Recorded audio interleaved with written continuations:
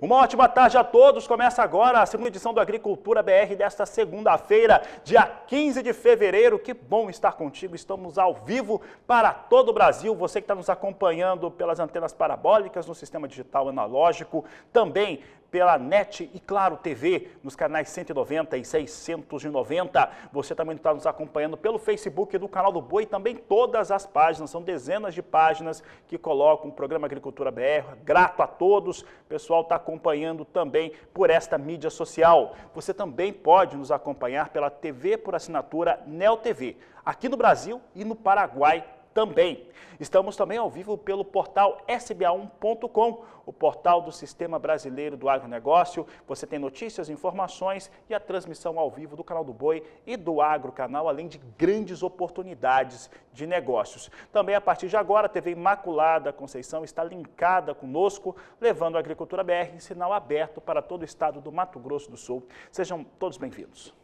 E o Agricultura BR de hoje começa falando a respeito de ICMS no estado de São Paulo. É isso mesmo, o Sindicato da Alta Noroeste, localizado em Araçatuba, em São Paulo, que mais outras 70 entidades do agronegócio paulista protocolaram na Assembleia Legislativa de São Paulo uma reclamação contra a alta de ICMS sobre produtos do agronegócio. É o que nós vamos conferir na reportagem de Gustavo D'Angelo. A ação, que vem na sequência do tratoraço realizado simultaneamente em mais de 200 cidades do estado de São Paulo, é mais uma forma de protesto contra o aumento do ICMS de produtos relativos ao agronegócio promovido pelo governo de São Paulo por meio de decretos. Nós fizemos o tratoraço dia 7 de janeiro, repudiando o aumento de ICM ou mesmo a falta de isenção do ICMS que foi aprovado pela Câmara dos Deputados, feito pelo governador do estado. Então o que a gente está brigando é que acabe com o ICMS. Na prática, alguns produtos e insumos agrícolas chegaram a ser taxados por decreto do governo do estado. Adubos e fertilizantes, milho em grão, farelo de soja, sementes, produtos veterinários, defensivos e rações, por exemplo, passaram de isentos para a taxa de 4,14%. O óleo e o etanol, que tinham alíquota de 12%, foram para 13,3%. O mesmo para a embalagem de ovos, que estava em 7% e foi para 9,4%. O custo da energia elétrica também acabou sendo impactado. Primeiramente, o produtor rural é prejudicado, porque o seu custo de produção vai aumentar. Então, desde o óleo diesel, a energia elétrica, tudo que você vai pagar mais imposto, o seu custo de produção aumenta. Na sequência, quem que vai pagar essa conta? É a população como um todo. E a população vai ter um custo mais alto do seu alimento, da cesta básica, da carne, do frango, do ovo, de tudo. Porque é um impacto direto e indireto. Vários ICMs subindo, você tem um acúmulo de impostos. Embora um dia antes do tratoraço, o governo do estado tenha divulgado que o aumento da alíquota não iria mais ocorrer, Brancato afirma que as entidades querem uma solução definitiva para a questão. Então esse é o nosso pedido. O nosso pedido vai ter uma reunião, já teve várias reuniões, nós fizemos o ofício a vários deputados estaduais e no dia 17 de fevereiro nós vamos protocolizar um projeto de lei para acabar com o artigo 22 da Lei 17.293, que é exatamente o aumento do ICMS. Anteriormente ao ofício e ao tratoraço, o Ciran já havia emitido uma nota de repúdio que foi encaminhada ao governo de São Paulo, à Alesp e a entidades classistas relacionadas ao agronegócio. Com a manifestação, o Ciran se une a uma série de instituições que se posicionam contra a medida do governo paulista. Eu acho que não é justo com o produtor rural a gente pagar mais imposto. E quem vai pagar essa conta é a população. E quem vai ser prejudicado é o estado de São Paulo inteiro. Então Araçatuba fez muita força, vai fazer muita força para levar o maior número possível de pessoas lá para a gente fazer essa reivindicação. De Araçatuba, São Paulo, Gustavo D'Angelo.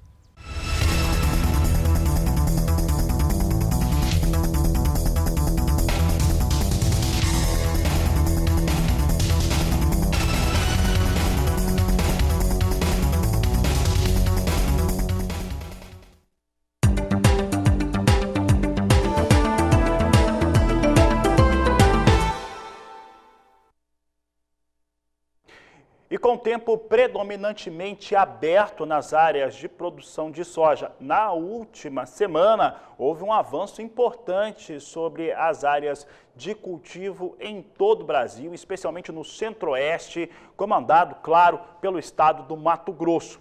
Mas apesar desse avanço todo, que agora faz com que a colheita, de acordo com a consultoria AG Rural, atinja 9% da área semeada com a oleaginosa, ainda assim não fica nem na metade do que é colhido normalmente para uma época como essa, na média dos últimos 5 anos. É o que eu vou mostrar agora, você que está nos acompanhando aqui no canal do Boi, o Agricultura BR, você tem aqui o que aconteceu na média dos últimos 5 anos, chegando a 20% de colheita para uma data de 11 de fevereiro.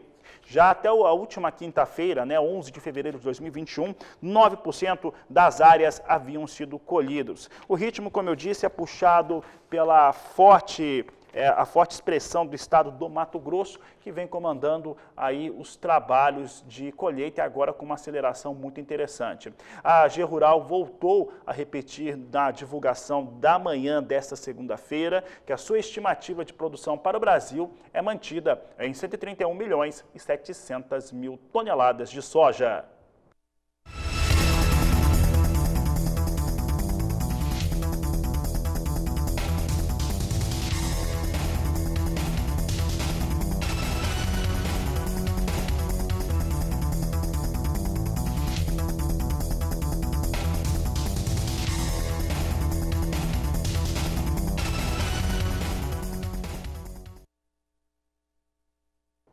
Olha, no começo do ano, começo do mês de janeiro, nós mostramos como vinha bem o desempenho das áreas de lavoura, de trabalho com soja lá no estado do Paraná. Mas essa situação mudou, não durou muito tempo.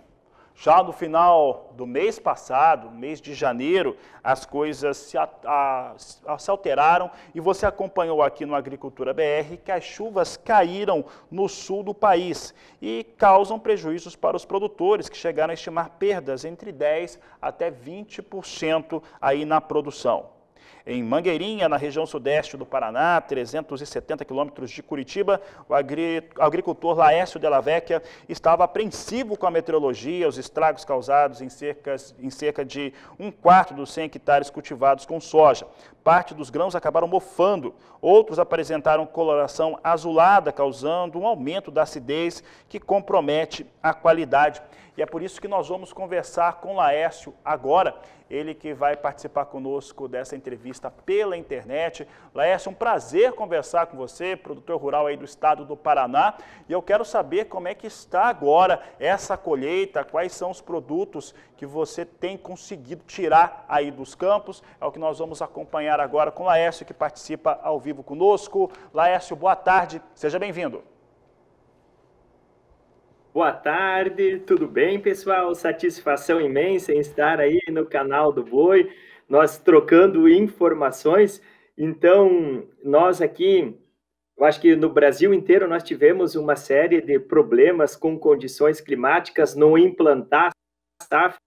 Plantávamos no começo de setembro ou entre a primeira e a segunda quinzena, e nessa época faltou muita chuva.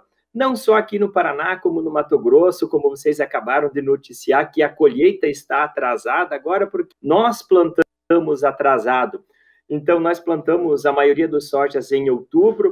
Eu mesmo, na minha propriedade, o soja que eu consegui plantar em setembro, consegui plantar com um pouco de umidade, pegou um mês inteiro de janeiro com muita chuva, choveu muito acima da média. Nós tivemos aqui, catalogado na nossa propriedade, 17 dias consecutivas de chuva todo dia.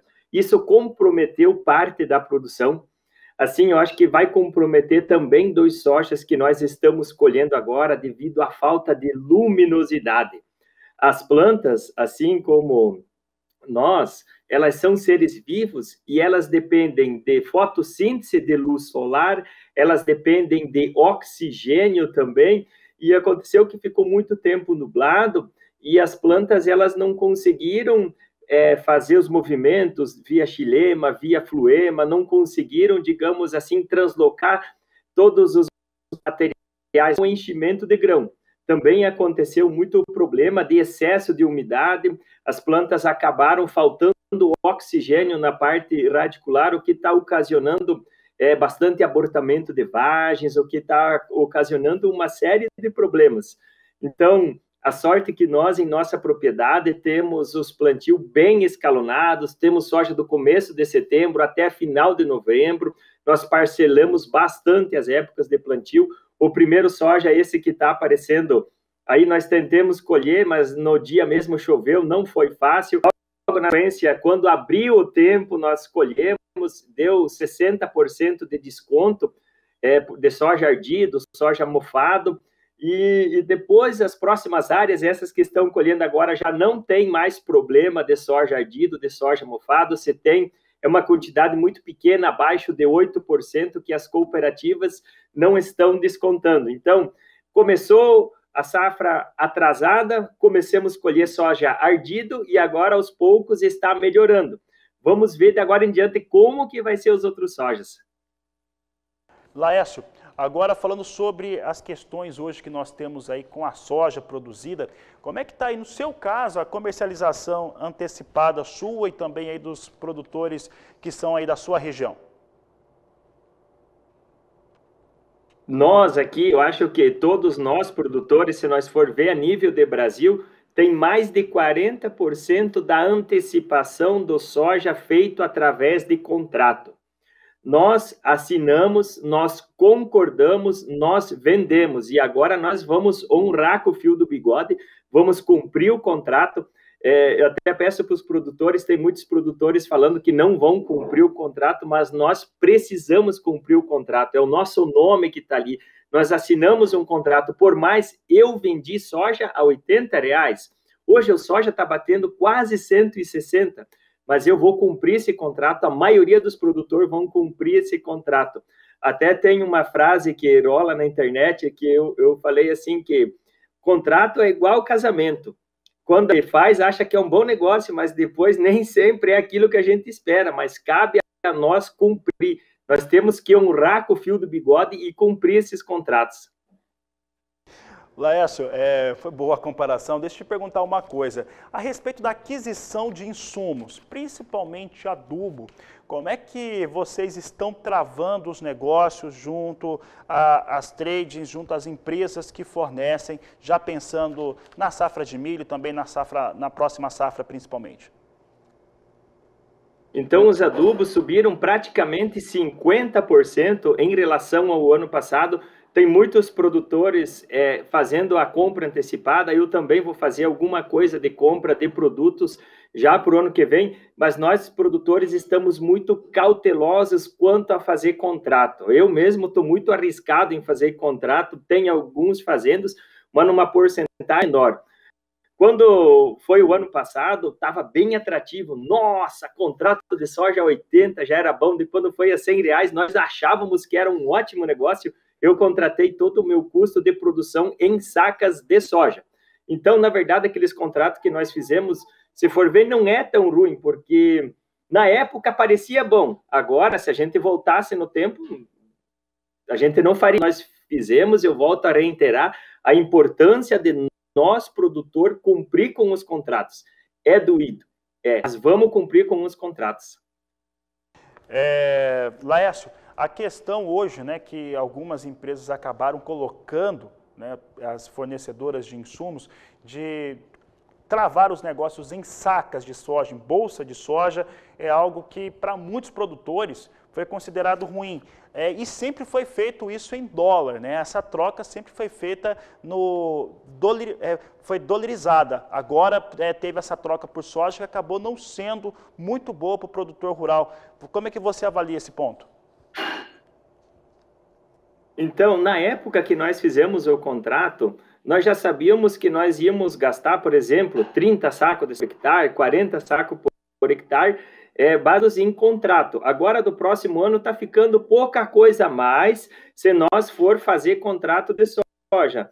Então, é um risco de cada um opta por fazer ou não fazer, é muito difícil de nós saber o que fazer. Eu, em particular, fiz bastante contrato para essa safra, para o próximo ano vou fazer só um pouquinho de contrato, deixar aberto mesmo, e seja o que Deus quiser. Laércio, obrigado pela participação aqui no Agricultura BR, no canal do Boi. Um prazer tê-lo por aqui. Eu que agradeço pela oportunidade e me encontro à disposição. E boa tarde, pessoal, e boa safra! Boa safra, Laércio, um grande abraço a você. Está o Laércio falando do interior do estado do Paraná. E esse aspecto aí das trocas, né, que se teve com insumos é algo que realmente tem impactado muitos produtores que acabaram fazendo essas trocas por bolsa de soja. Isso não é positivo sobre o aspecto comercial para o produtor rural brasileiro. Do jeito que era, não é bom com dólar, porque fica sujeito à questão da dolarização. Entretanto, é melhor do que como ficou agora nesta safra, as trocas feitas em sacas.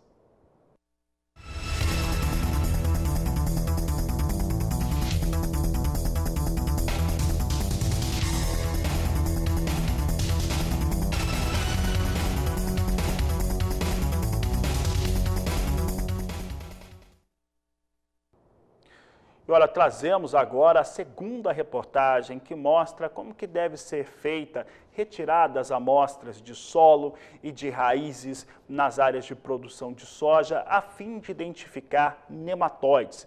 O jornalista Valdir Pacheco tem acompanhado os pesquisadores e áreas de produção no Mato Grosso e nos mostra agora como que é feito esse trabalho. Este laboratório de nematologia localizado em Sorriso, na região médio-norte de Mato Grosso, a cada safra de soja recebe diariamente amostras enviadas por sojicultores. E como foi falado anteriormente, o material deve ser acondicionado em sacos plásticos resistentes e bem fechados, onde na chegada são devidamente identificados e codificados. As análises de nematóides no laboratório possibilita identificar quais são as espécies que estão presentes numa lavoura e qual é a sua população. Com mestrado em agronomia, Elisângela mostra todo o procedimento de extração dos micro-organismos do solo e raízes. A análise de fitonematóides, ela consiste na identificação e quantificação dos fitonematóides presentes no solo e nas raízes, na grande maioria das vezes, com exceção da soja louca 2, onde nós verificamos a presença de nematóides na parte aérea.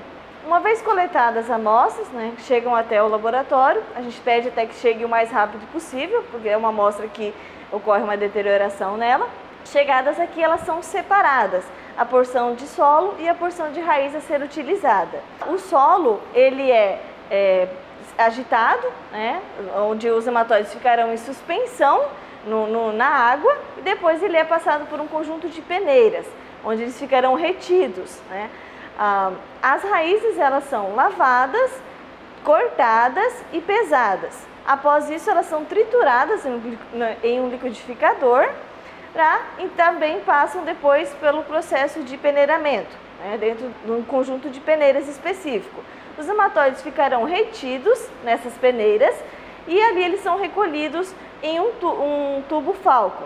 Acrescentado então o caulim, e passado pelo processo de centrifugação por 5 minutos. Depois disso, o líquido sobrenadante ele é retirado, permanecendo apenas as impurezas, o solo ou a raiz e os nematóides no tubo. Então é acrescentada uma solução de sacarose para que haja uma separação por densidade desse material e os nematóides fiquem em suspensão. Esse material então é novamente lavado em peneira e segue para o microscópio para leitura. No microscópio nós identificamos qual que é a espécie que está ali presente e quantos indivíduos daquela espécie. Também são quantificados o que nós chamamos de cistos, que são as fêmeas do nematóide Pterodera glycinis. Essas fêmeas, elas são observadas e verificado se há ou não a presença de ovos dentro da fêmea. Se houverem ovos dentro da fêmea, ainda nós consideramos como um cisto viável. Se a fêmea já estiver vazia, ela é um cisto não viável ou inviável. A partir daí, obtém-se um resultado, um número de indivíduos por 5 gramas de raiz ou por 100 centímetros cúbicos de solo, dependendo da quantidade que o laboratório utiliza. Então, sempre se atentar à unidade que está sendo apresentado aquele resultado. Da capital nacional do agronegócio, Sorriso, Mato Grosso, Valdir Pacheco. Você já deve ter percebido que nós não falamos ainda de mercado durante essa edição do Agricultura BR. Isso acontece pelo seguinte fato. Aqui no Brasil, nós não estamos em feriado, não há feriado de carnaval em praticamente nenhum município do Brasil. Ponto facultativo foi colocado em algumas cidades e os feriados foram suspensos. Entretanto, algumas instituições não estão trabalhando nem nesta segunda nem nesta terça-feira próxima. Isso por conta do carnaval que seria nessa data. É o caso da B3, então nós não temos mercado futuro no Brasil. Nos Estados Unidos é feriado, lá é dia do presidente e com isso nenhuma das bolsas, seja do mercado financeiro ou de commodities agrícolas, tem trazido qualquer operação no dia de hoje. Contudo, dá para dizer o seguinte, apesar daquele tombo que nós tivemos e vimos para a soja na última semana em Chicago, ainda assim houve uma alta, uma ligeira alta na semana de 0,3%. A Agricultura BR vai para um rápido intervalo comercial. Daqui a pouco nós vamos falar sobre milho e você pode entrar em contato conosco. Nós estamos aí com o número do WhatsApp do programa no ar. Você pode entrar em contato mandando a sua mensagem no 91 73 3737, ali colocando 67 na frente. Nós vamos para o intervalo e voltamos já. E os bons preços mostram uma tendência de uma ocupação maior na segunda safra brasileira com o cultivo do milho. Nós perguntamos para o professor Marcos Fava Neves, especialista em planejamento estratégico do agronegócio, como que está se estruturando esse mercado e ele respondeu. Essa questão ambiental é realmente uma pedra no sapato do agronegócio brasileiro e do nosso próprio país. É uma intolerância muito grande de alguns grupos em relação ao Brasil e uma intolerância, de certa maneira, injustificável, porque na área ambiental, seja pela preservação do seu território... Houve um erro na nossa equipe, a gente colocou uma participação do professor Marcos Fava Neves falando a respeito da questão ambiental. Já vou trazer essa informação a respeito do milho, no qual o professor se posiciona em relação àquilo que vem sendo colocado sobre a ampliação das áreas aqui no Brasil. Bom, e a alta do ICMS em São Paulo, a gente abriu o programa falando a respeito disso, tem causado revolta entre produtores rurais e as instituições que representam o setor. Você vai acompanhar agora uma entrevista realizada por Sara Kirchhoff que explica como que isso tem impactado ou pode trazer impactos, porque mesmo com aquela suspensão, vai entrar em vigor aquele ICMS cheio no estado de São Paulo. Esse posicionamento ele é muito claro quando a gente observa o que vem acontecendo em São Paulo, principalmente sobre o ICMS, né, o imposto sobre produtos que acabam atingindo o produtor rural de alguma maneira, porque tratam-se de insumos, ou mesmo os produtos que são gerados no campo para chegarem à cidade. É o que você confere agora na entrevista de Sara Kirchhoff. Isso mesmo, Igor Mauler está conosco pela internet, falando aqui ao vivo de São Paulo. Igor, eu sei que você tem um estudo que deixa muito clara essa questão do ICMS aqui na questão das carnes, né, aqui no estado de São Paulo. O governo ele recuou um pouco algumas semanas atrás, mas ainda assim o peso está muito grande depois que teve essa aplicação diferente aí do ICMS aqui em São Paulo. Eu gostaria que você explicasse isso para quem está nos assistindo. Seja bem-vindo ao canal do Boi. Muito obrigado, é isso mesmo.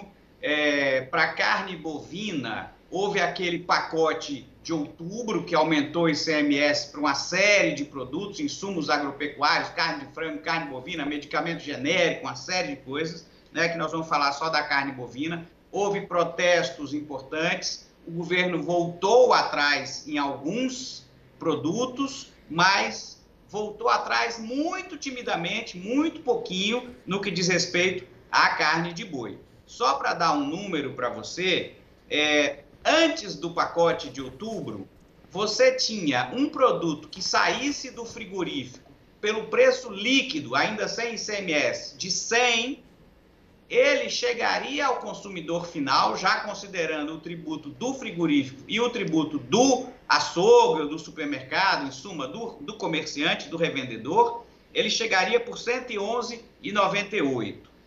Depois do pacote, já com essa pequena volta atrás, ou seja, na lei que a gente tem hoje, esse mesmo produto de custo líquido no frigorífico de 100, ele chega ao consumidor final, já considerando o tributo do frigorífico e do revendedor, por R$ 113,23, um aumento de R$ 1,25 para cada 100. Se o comerciante for grande, e vejam bem que paradoxo, por R$ 120,93, muito mais caro, se o comerciante for micro ou pequena empresa tributado pelo Simples. Então, a situação que hoje se tem, né, além de você ter um aumento importante no preço da carne, a Fiesp fez um estudo econômico e diz que dependendo do produto, dependendo da cadeia, isso pode chegar até a 8,7% na mesa do consumidor final.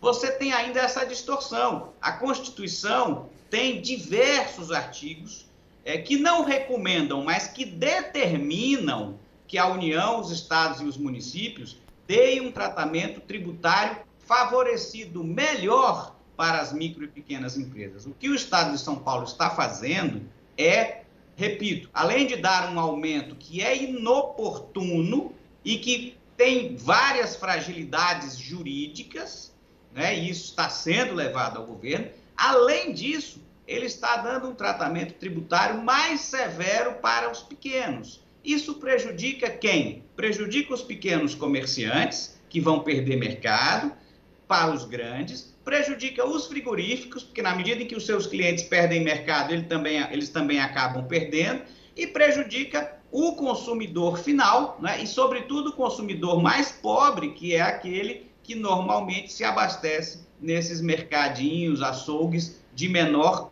porte, né? Ele vai estar pagando um preço mais elevado do que o resto dos consumidores. Então, esse é o quadro que se tem hoje, é um quadro muito grave.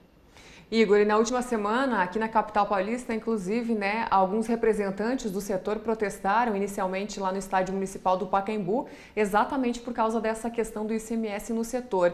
Houve alguma manifestação por parte do governo do estado de São Paulo que mostrasse uma possibilidade de se recuar novamente sobre o ICMS para esse setor em específico? Veja, recentemente os jornais publicaram uma declaração da secretária Patrícia Ellen como uma manifestação oficial do governo do estado de que o que poderia ter sido feito já foi, que não vai haver mais nenhuma redução.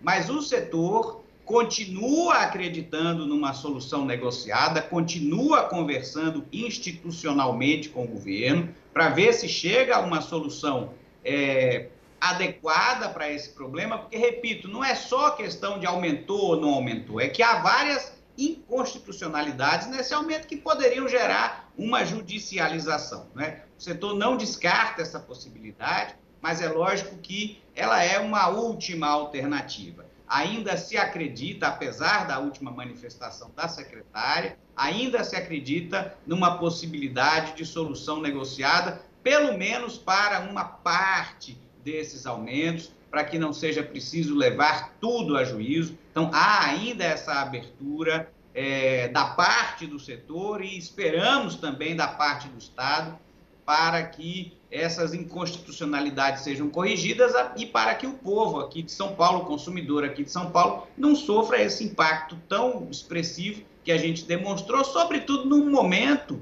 né, de desaquecimento da economia, uma nova onda aí da pandemia, comércios fechados, pessoas perdendo renda, aumentar o preço de comida nesse momento não parece ser uma solução assim muito adequada, não é?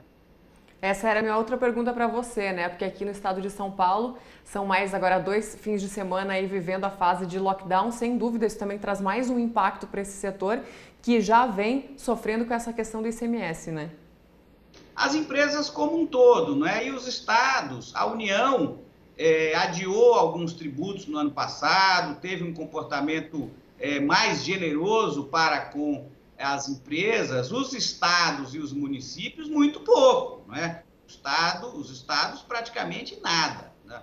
Tem que pagar os tributos em dia, no vencimento, não é? E deu o seu jeito. Então, além de não terem facilitado a situação do empreendedor como deveriam e como a União, por exemplo, fez, ainda vem agora com esse pacote de maldades aí, que é para o setor e é também, claro, isso tudo vai repercutir no preço final, quer dizer, é um empobrecimento geral da economia e da população, no momento em que esse já é um fenômeno que a gente vive em razão da pandemia. Então é por isso que a gente continua acreditando no bom senso do governo e numa solução negociada para este problema. Igor, mais uma vez, obrigada pela sua participação aqui conosco. Prazer em falar com você. Muito obrigado. Esse foi, então, Igor Mauler, tributarista aí, que assessora também a ABEC, o setor responsável pela indústria de exportação de carnes no Brasil. Nós ficamos por aqui, é com vocês.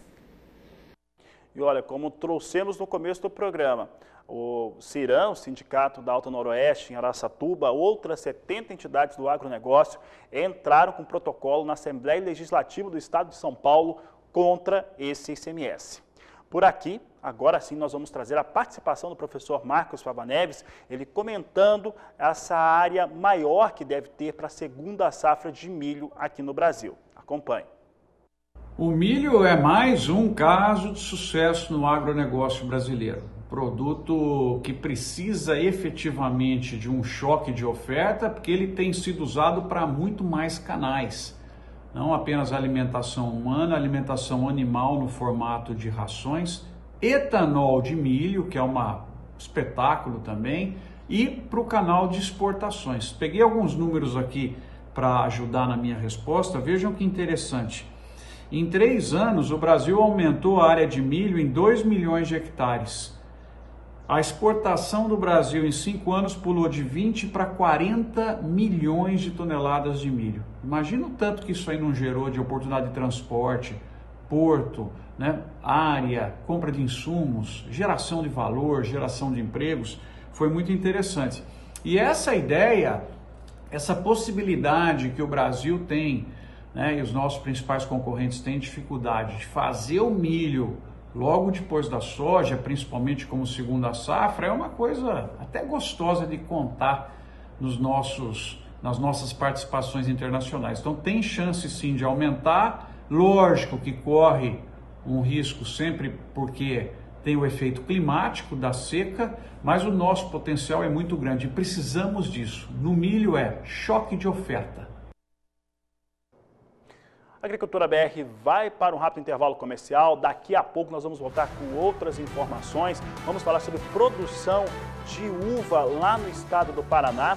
E você pode entrar em contato conosco pelo WhatsApp, manda sua pergunta, manda aquilo que você quer ver no programa, no número 991733737. Você entra em contato, manda sua mensagem aqui para a nossa produção.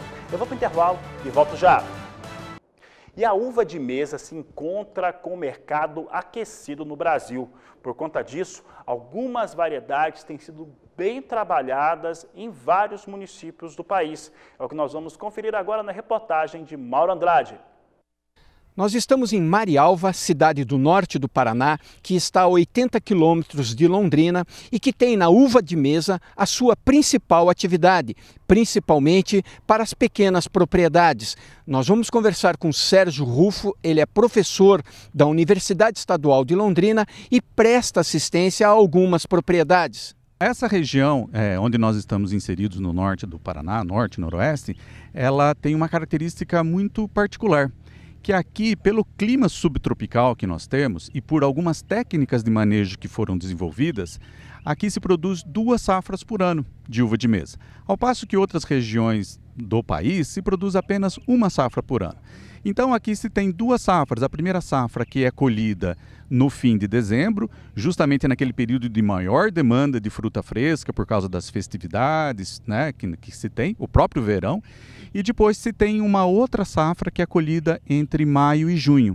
Então faz com que o sistema de produção ele seja bastante competitivo, porque essas famílias que ficam se dedicando à produção de uvas, elas ficam o ano inteiro trabalhando para que se tenha 2 safras por ano. Essas 2 safras que aqui são colhidas por ano na região, elas são bem diferentes, porque elas se processam em épocas do ano distintas. Então, épocas que às vezes é mais favorável o desenvolvimento delas e às vezes um pouco menos favorável, porque pode aparecer, por exemplo, algumas doenças devido às condições climáticas. Mas independente disso, tem se buscado sempre o quê? Manter níveis de produtividade altos para essas 2 safras. Então, em média, se tem aí entre 20 e 22 toneladas por hectare por safra.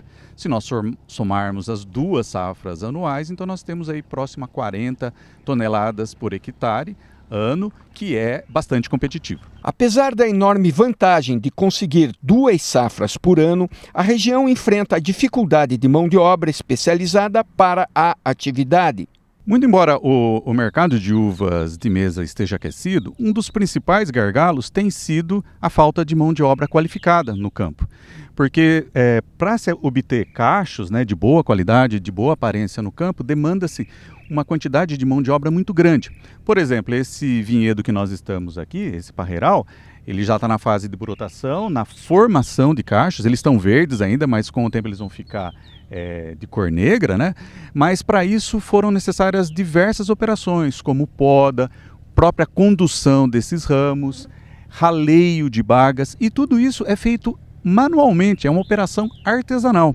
E se falta mão de obra para fazer essas operações, fica difícil obter um produto de uma boa qualidade. Então, por exemplo, numa propriedade de 1 hectare, por exemplo, é necessário pelo menos uma família, para se fazer, se realizar todas essas operações. O senhor Antônio Pérez produz uva de mesa e, quanto à dificuldade da mão de obra, a solução encontrada foi adotar o sistema de parceria com porcentagem. Aqui na propriedade, atualmente, eu tenho 4 hectares, então são 4 famílias tocando uva. Na média, a gente faz uma conta aproximada de 2 pessoas por hectare e fazendo podas parceladas, porque você tem que dividir as podas durante um período para fazer uma divisão do serviço para a família dar conta de conduzir todas as tarefas necessárias para se produzir uma uva de qualidade. Nós temos aqui o sistema de parceria, onde a pessoa entra na propriedade, ela tem uma casa para morar, tem água, tem luz e recebe uma percentagem da produtividade que ele conseguir obter da área que ele toca. A renda que as famílias têm aqui, mesmo o proprietário tem na propriedade, ela é variável em função do volume produzido e a questão de preço do mercado. Como a gente está lidando com áreas pequenas, ela é muito mais vantajosa do que você estaria plantando, por exemplo, uma cultura de grãos, soja, milho. Então a rentabilidade é maior, só que você tem um custo de produção maior também. Então, em função das variações climáticas, da condução, incidência de doenças e controle dessas pragas e doenças, você vai ter um resultado lá no final. Para nós aqui, vamos dizer, está sendo vantajoso, a gente consegue manter, sobreviver e ter uma rendazinha razoável. O percenteiro também da mesma forma, ele recebe uma percentagem, então como ele tem a casa, a água e luz, ele tem a moradia, já ganha, né? E a percentagem é o suficiente, digamos, para ele se manter também. Tá? Numa safra em que a produtividade é maior e um preço melhor, ele consegue tirar alguma coisa a mais para, digamos, comprar algo mais, né? Mas tem sido poucas porque nós temos tido muita variação climática nos últimos anos. Essas variações climáticas têm influenciado bastante a produtividade da uva, mas ainda está sendo viável. De Marialva, no Paraná, Mauro Andrade. Confira conosco agora como é que vem os negócios com café na Bolsa de Londres, café robusta. Hoje nós não temos as referências para a Bolsa de Nova York com arábica, mas temos robusta em Londres, é o que você confere comigo agora. Nós temos robusta recuando no dia de hoje. Posição de março, 1.339 dólares a tonelada, maio, 1.363 dólares, julho, 1.377 dólares a tonelada, enquanto que a posição de setembro, neste momento, é negociada a 1.388 dólares por tonelada. São os negócios que destacamos agora aqui no Agricultura BR com café robusta.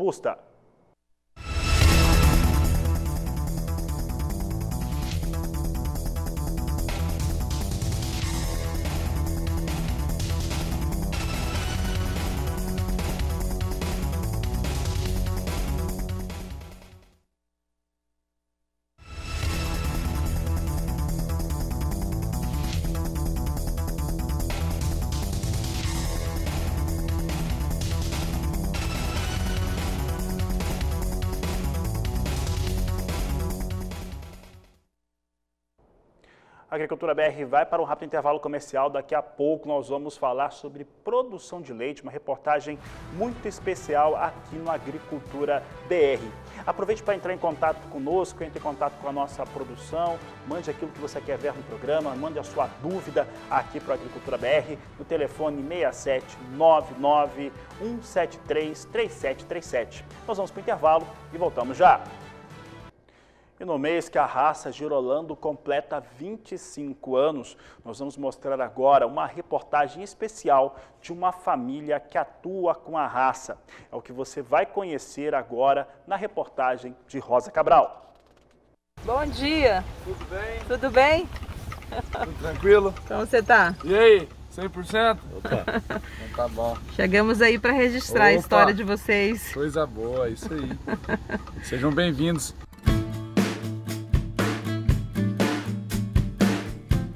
A visão de cima é da fazenda Vale da Rondinela. É na zona rural de Jaraguari, em Mato Grosso do Sul. A área total da propriedade é de 130 hectares.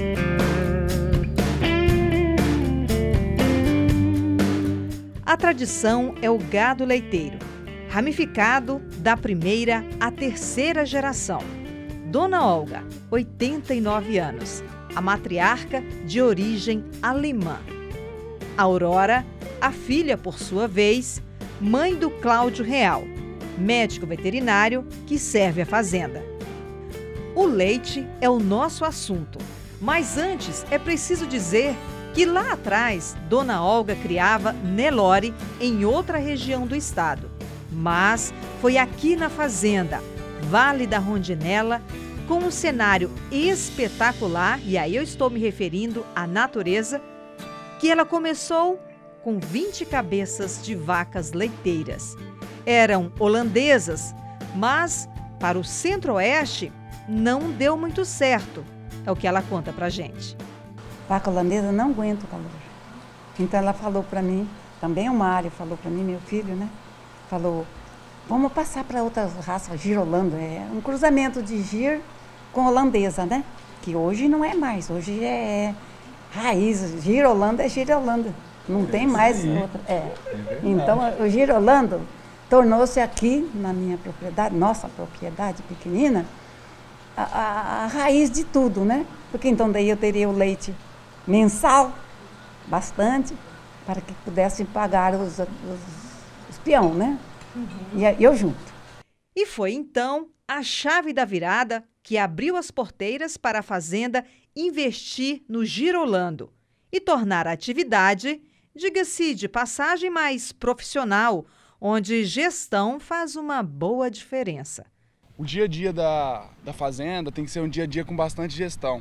Hoje a parte da gestão, da nutrição, anda muito alinhado. Se a fazenda não tiver gestão, não tiver o foco para onde vai a produção, para qual é a real necessidade, a real aptidão da fazenda, começam a haver os problemas.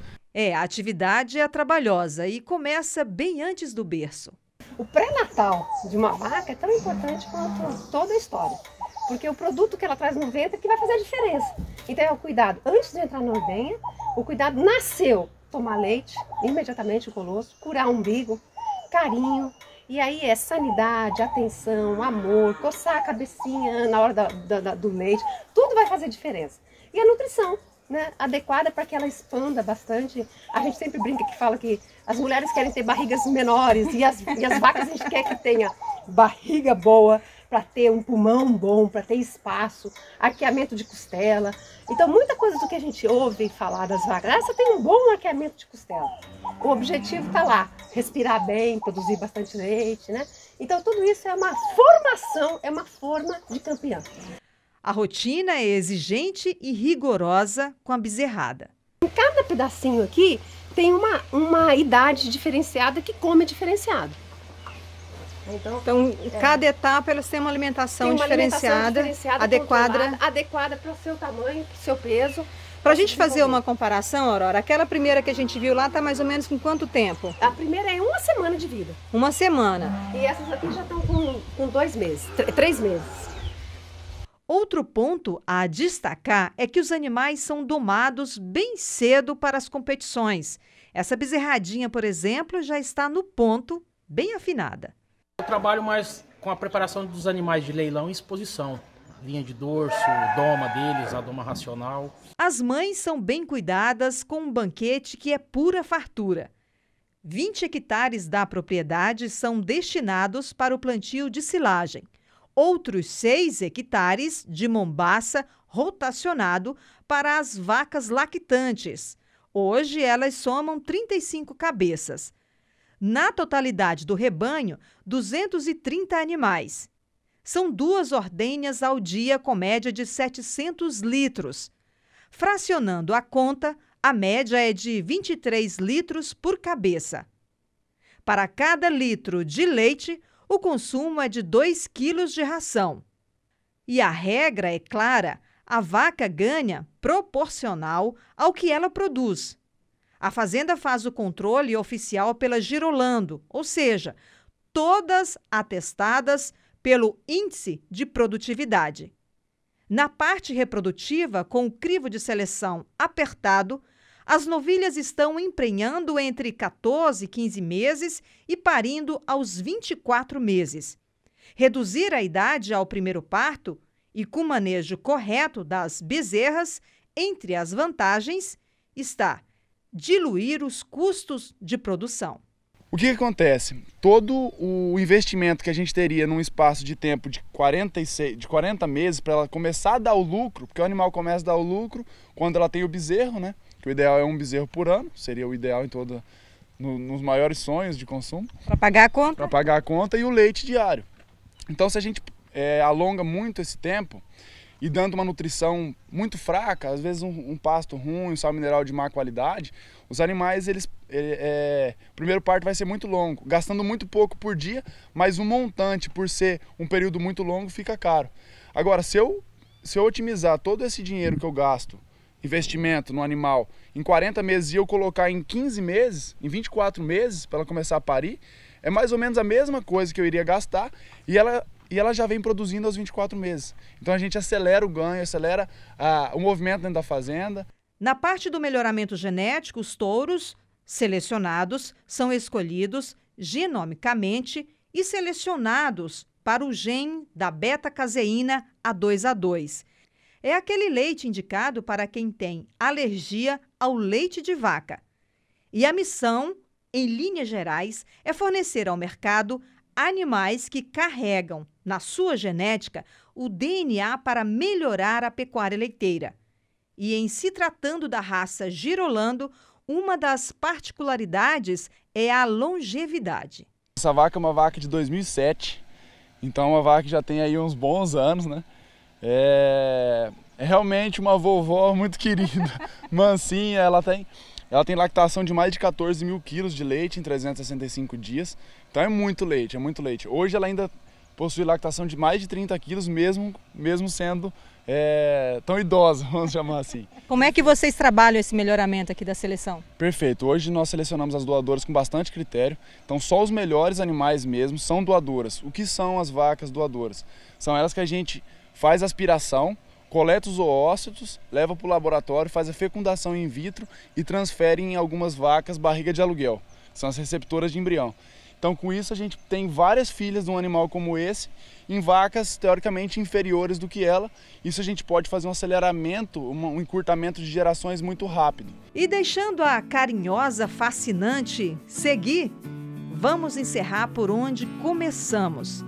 Pelo coração da casa, cercada de histórias que coroam a trajetória da família Sinato Real, na cozinha. O mundo que a gente está vivendo, o que é a minha atividade, o que eu faço, né?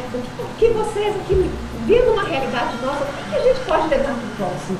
Então eu acho assim, que a nossa atividade é uma atividade do bem, né? Você vai levar melhor animal que pode melhorar a atividade do outro. Os cientistas dizem que somos feitos de átomos, mas um passarinho me contou que somos feitos de história. Né? Porque acho que é isso que compõe, né, a realidade de cada coisa que a gente se transforma no decorrer da vida.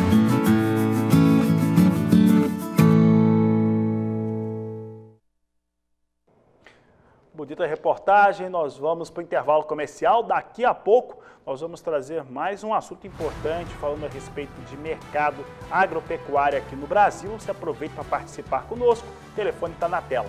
Eu volto já. E a prévia do PIB do agronegócio brasileiro em 2020, fechada até novembro, traz uma alta de cerca de 20%. Sobre este assunto, o analista da Terra Magna, o Bernardo Fabiani, conversou com a jornalista Sara Kirchhoff e você acompanha a entrevista agora. Exatamente, Bernardo Fabiani está conosco pela internet falando de São José dos Campos. Bernardo, então, como a gente sabe, né, muito recentemente, o CNA divulgou o PIB do agro até o mês de novembro do ano passado, que indica um recorde do PIB do agro para o ano de 2020 total. Claro, isso depende ainda do resultado do mês de dezembro. O que você acha desse resultado que foi computado até agora? Seja bem-vindo ao canal do Boi. Muito obrigado pelo convite, ótimo estar aqui. Então, quando a gente olha para o aumento do PIB do agronegócio, e sempre é importante destacar, agronegócio não é a mesma coisa que agricultura, que não é a mesma coisa que pecuária. O PIB do agronegócio cresceu. O que significa isso e o que está por trás disso? A Conab, recentemente, lançou uma estimativa de aumento da produção, digamos, da agricultura brasileira. É um relatório otimista, no meu entendimento ainda, só que o que está por trás desse aumento do PIB do agronegócio foi principalmente o aumento da atividade primária do agro. Ou seja, estamos falando de agricultura, estamos falando de pecuária. Então, por trás disso, existe um aumento do custo da proteína animal, um aumento do preço de venda da soja e do milho, que são fortemente dolarizados, e com o aumento do câmbio e com a escassez global desse tipo de produto, a gente teve um aumento do preço. Então, existem dois efeitos concomitantes aqui. A gente teve factualmente um aumento da produção e, por outro lado, a gente teve um aumento do preço dos produtos produzidos. Pois é, tem um ponto, inclusive, né, que o próprio comunicado técnico da CNA destaca, que é a questão do aumento dos custos de produção também, né? Por exemplo, para a atividade pecuária, o PIB cresceu no acumulado do ano passado, nesse resultado que a gente tem, mas os custos de produção também aumentaram muito, né? Se a gente for considerar especialmente o milho e o farelo de soja, né? Perfeito. E vale notar que existe um efeito cascata aqui. Então, assim como a soja está subindo, o milho está subindo, a proteína animal vai continuar subindo, e está havendo um efeito preocupante agora para o agricultor, que demanda uma boa gestão de risco, que é o aumento, o pico dos fertilizantes. Então, o produtor, ele vendeu naquela soja de 80, 90, que parecia muito boa, e realmente era muito boa, só que agora a soja chegou a 150, 160 em diversas praças, no Porto 160. E agora, esse produtor que vendeu a soja lá em 80, 90, e um bom produtor vai cumprir seus contratos, esse produtor vai ter que comprar o fertilizante em uma alta. Então, é muito importante ter muita cautela quando você faz a trava antecipada, mesmo que o preço pareça estar excelente, trave seu custo e vá vendendo paulatinamente, progressivamente, à medida que aquele preço vai se confirmando. Porque senão você pode seguir nessa situação. Um preço que parecia extraordinariamente bom lá atrás, de 80, 90 reais por saco, agora, com o fertilizante também e uma raia, vai se tornar um problema para o produtor na safra de 21, 22. Pois é, Bernardo, esse é exatamente o outro ponto que eu ia te perguntar e que também faz parte de um comentário da CNA e do CPE nesse comunicado técnico. Eles falam, né, da venda antecipada, né, dos produtos agropecuários, que é uma prática comum e que dá uma segurança, claro, para o produtor, mas que, por outro lado, fez com que muitos produtores não conseguissem aproveitar os preços altos de 2020, porque eles travaram os valores no ano anterior. Essa também acabou sendo uma outra realidade, né? Sim, e é importante destacar para que você trava a soja antecipadamente. Então, quando você trava a soja, você deveria travar o seu custo e ir travando ao longo do tempo o restante da sua produção. Agora, como a soja começou a subir muito e o produtor ele viu a oportunidade de potencialmente fazer muito dinheiro, eles acabaram travando não só o custo de produção, mas uma parcela significativa do seu excedente. Então, por isso que o produtor, que não fez uma boa gestão de risco, acabou não conseguindo aproveitar esse bom preço da soja. Esperamos que agora, nesse próximo ano, o produtor ele tenha entendido que o importante é você trabalhar o custo de produção e ter uma boa consultoria, ter um bom apoio na hora de comercializar o restante, porque senão vai acontecer justamente isso. O produtor ele vai acabar produzindo a soja, tendo travado muito antecipadamente, vai ter que cumprir um contrato com um montante muito mais baixo. Perfeito, Bernardo. Acho que foram ótimas dicas para os produtores que estão em casa nos assistindo, viu? Muito obrigada pela sua participação. Obrigado pelo convite. Obrigada. Esse foi então Bernardo Fabiani, ele que é diretor da Terra Magna. Sara Kirchhoff, de São Paulo. Você pode rever as entrevistas e reportagens aqui do Agricultura BR acessando o canal do Boi no YouTube. Olha, entre em contato conosco, mande sua mensagem, mande aquilo que você quer ver no programa, no WhatsApp aqui do Agricultura BR, no 67 99173 3737. Vou para o último intervalo comercial, daqui a pouco voltamos com as notícias finais desta edição. Segunda-feira diferente aqui no Agricultura BR, uma vez que estamos com muitas coisas paralisadas por aí. Entre elas, a B3, que está aí uma espécie de ponto facultativo, já que não tem feriado de carnaval este ano na maior parte das cidades brasileiras, mas de qualquer maneira a Bolsa Brasileira não vai abrir nem nesta segunda e nem nesta próxima terça-feira.